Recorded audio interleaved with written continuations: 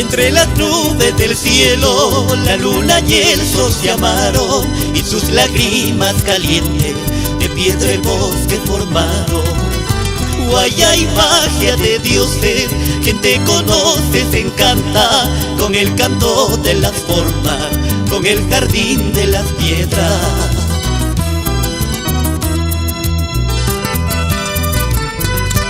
Reino de figuras pétreas, labradas por las manos de Dios. Bosque de piedras, Guayllay, santuario nacional y orgullo del Perú.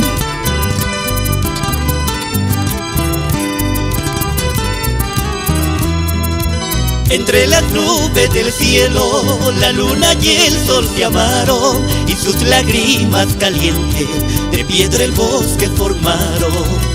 Guaya y magia de dioses, quien te conoce se encanta con el canto de las formas, con el jardín de las piedras.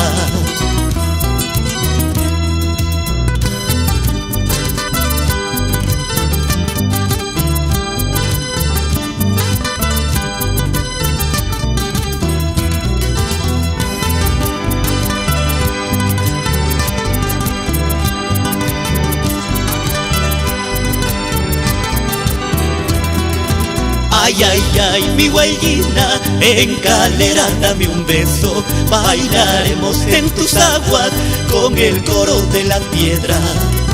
Ay, ay, ay, mi guayina, en Calera dame un beso. Bailaremos en tus aguas con el coro de las piedras.